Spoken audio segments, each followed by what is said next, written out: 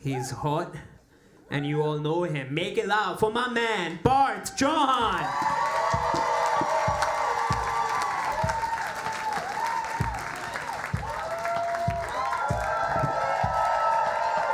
All right, how we doing? I don't have my insurer. This is tough. All right, guys, give it up to yourselves right now for coming out on a Thursday night. All right, there's a lot of adults out here, and I appreciate you making room for us comedians. My name is Parth Chauhan. Give me a quick shout if you were here last time for Third World Comedy. Seriously, thank you guys for coming out for a second time. If you weren't here, I'll give you a quick recap of what I did at my last set. I basically took 13 minutes to trauma dump about why I'm single. Just unloaded emotional baggage. And I mean, I thought I did a pretty good job, right? Yeah? A couple of you agree? 4 people, sick, confidence is up. And it's because I had a lot of practice doing that exact routine. It's usually my opener for first dates. You sit down and just boom, emotionally unload on that poor girl. And just like after a lot of those first dates, I went home alone after my last set, which sucks. So apparently you can be too emotionally available, all right? It's really hard to tell what girls want these days. My parents, though, they're getting a little freaked out now about my whole single life. My sister, she just got engaged recently, which is very exciting. Yes, thank you so much.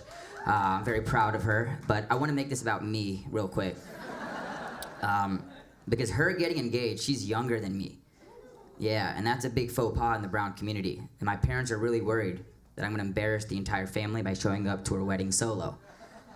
So they got me really pushing on the Indian apps. So I'm on Shadi.com again. Yeah?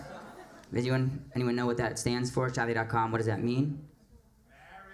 Marriage. My guy knows. Single? Yeah. You know what's funny? I know him. He's not single. He's just dating a white woman. So he's basically single to his parents.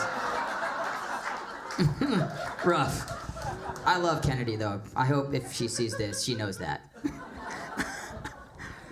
Nah, man, he's right. Shadi.com. And it's wild out there. I know, like, brown people, we have a bad reputation on LinkedIn. But Shadi.com profiles, they are far worse. Their posts are like seeking CEO of my womb. Green card required. Must be veg. And my parents are really pushing that, and it's rough, all right? I don't know, like, it's just hard because for me, I don't think I have the same KPIs or metrics as my parents do for marriage. See, one of my requirements is happiness with my partner, right? And that's not the case for my parents. No, they're immigrants, right? These were brown people that they had different decision points when they had to get married. They told me happily married is a term for white people. Yeah. That the only time we have happy is happy hour, which is that afternoon hour when your parents are napping in 2 separate rooms. That's all. My parents, they like to use the term efficiently married, which I think is appropriate, right? For brown people, right? Because it was all about the efficiency. All about the convenience, all about doing what you gotta do and hustling and making sure you get that marriage locked. It was like merging HR and revenue streams, joining together, and then flying to a new country and making a new world. And that's what they did, and I appreciate the hell out of them for it, but that's just not for me, right? I've had a hard time kind of coming to terms with the fact that, like, brown marriage is gonna be different for me than it is gonna be for a lot of the folks around me. And I think that's weird is, like, it's not just me looking at the older generation of marriage and having second thoughts. I look at the younger generation of marriage as well, like my friends, and I have second thoughts about them as well. Because brown people, we love codependence. All right, we're all about that, yeah? I mean, think about it. It's Independence Day coming up, and what's our #1 sport in India? Cricket. Who the fuck brought cricket? The British. We are still codependent on them. And we kicked them out like 40, oh shit, I'm not good at math. We kicked them out years ago, right? And so it's been really interesting because, like, I look at some of my friends' marriages and I'm like, dude, this guy, my best friend, he used to eat 7-Eleven taquitos and hot fries on the way to a med school exam. Now he's a super successful GI. And now he depends on his wife for everything. She cuts up his baby carrots. She's prescribing his nighttime routine. And it's kind of pathetic. And now I have friends, I'm in my 30s, right? I have friends who are now trying. They're trying to have kids and grow their family, which is really fucking annoying when they tell me, because it just sounds like you're bragging that you're having a lot of sex. All right, like, congrats, bro. You're raw dogging now. Cool. What do you want, a high five for that cream pie? And sometimes it's cool. They worked. I have a lot of nieces and nephews now, and it's wonderful, right? I love watching these little kids grow up. Not all the way up, because, like, I don't need that. But, like, right here is good. Right here is okay, too. Right here, but, like, right there, let's stop. But it's really nice seeing these kids grow up. But the problem is the parents, they don't know how to separate their, like, adult life and their parent life. I have friends ordering chicken tendies and sody woadies and steaky wakies at restaurants, and I hate it. And despite all that, I still do want to find a partner, right? I'm holding out. Because I really want to find someone in, like, an unexpected way, when I least expect it. That was the definition of unexpected. My bad. I didn't mean to mansplain that. But realistically, I love the idea of, like, a surprise romance, and I think that's getting lower and lower. And if there's one thing that I miss during the pandemic, it's that everyone just looked hotter in their masks. Right? Did anyone else have a COVID crush? Oh, man, I had this COVID crush on this nurse at UCLA. 3 square inches of face to work with, and ooh, serving, just right there, perfect. And I still see that nurse now and then. Turns out that I was crushing on a 42-year-old gay male nurse with really long hair and killer mascara game. And now when I think about it, I'm like, damn, he was really good at that that cough exam. I miss Nurse Chad, man. I really do. You know that exam? That's a good exam. Yeah. I mean, depends who's administering, but... No. One of the places I'm trying to find that unexpected love is airlines. I really love... That shit was, like, traumatic, dude. Was that Outlook? Oh my God. I guess the India team is finally getting online right now, so they're just like, Parth? No, I'm trying to find love on a plane. I have that fantasy. You know what I'm talking about? No, not the weird bathroom fantasy. That's gross, okay? No, I have this fantasy. I'm gonna be on a plane, and the perfect girl's gonna sit down next to me, and we're just gonna talk for 6 hours.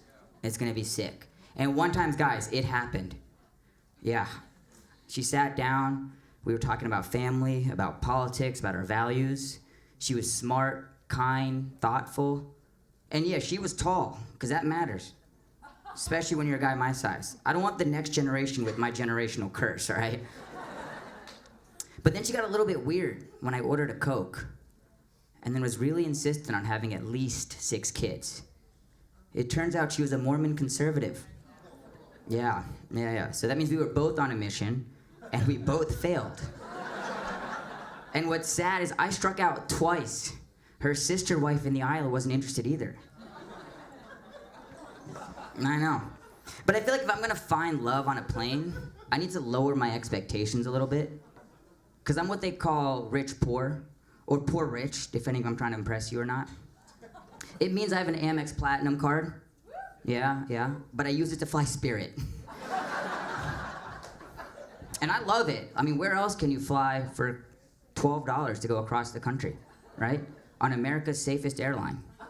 That's not a joke, guys. We are the safest airline in America. You can look that up. Airbuses only, no Boeings here. And I know I said we. That's because I identify with Spirit. Low expectations, constant turbulence, no leg room if you're over 5'6", but somehow always landing down the right runway. I mean, I fly Spirit so much, I know all the hacks. You know, I'm like that weird gym bro at Chipotle who's trying to, like, con that double scoop of protein from the high school dude. When I fly Spirit, I've got on 4 sweatshirts, 3 pants, 2 chains just to make sure they know I'm a fuckboy. And I love it. TSA, though, they hate to see me coming. A loaded down brown dude with a vest full of 3-ounce liquids. And I got pre-check and clear? Oof. Do you know what my favorite hack is, though, on Spirit? Water. Water's $9 a bottle. It's crazy. But ice is free.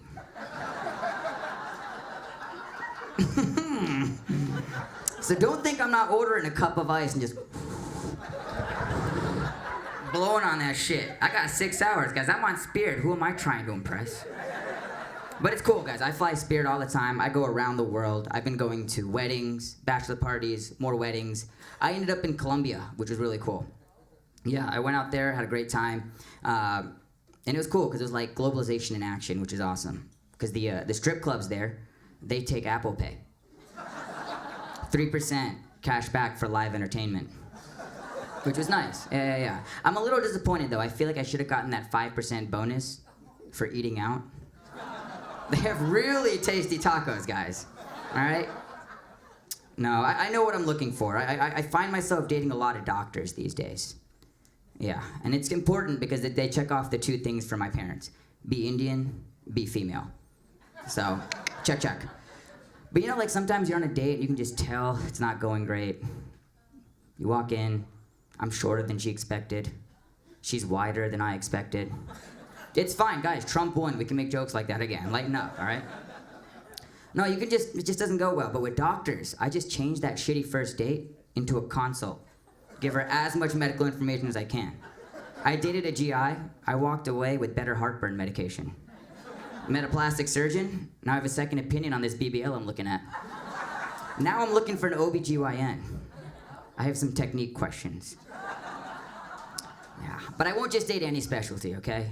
Like endocrinologist, I already know I have low testosterone. Or urology, that's like the porn star of medicine. I don't need my girl coming home being like, hey babe, I had a really cool scene in the OR. I don't need that. Because comparison is a thief of joy, which is why I tend to date pediatricians. Dating doctors, it's the best way to get appointment-free, network-agnostic healthcare and dating care. It's wonderful. I highly recommend it. Maybe I do want a marriage of convenience after all. Because after when I think about it, I still do want to find that partner, right?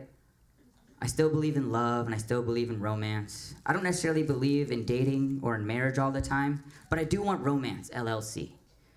I want the kind of girl that's gonna sneak in snacks through TSA on the way to a budget airline, right? And so no, I haven't given up on love just yet. I'm just taking the scenic route, which happens to be on Spirit Airlines. So there's no checked bags, lots of layovers, hella delays. But I am so hopeful that one day I'm gonna board an airplane, I'm gonna make eye contact with the right girl, and I'm finally gonna earn that 5% cash back for eating out. Thank y'all so much. Y'all have been great. My name is Parth Chauhan. Let's give it up for Nish and the rest of the comedians tonight.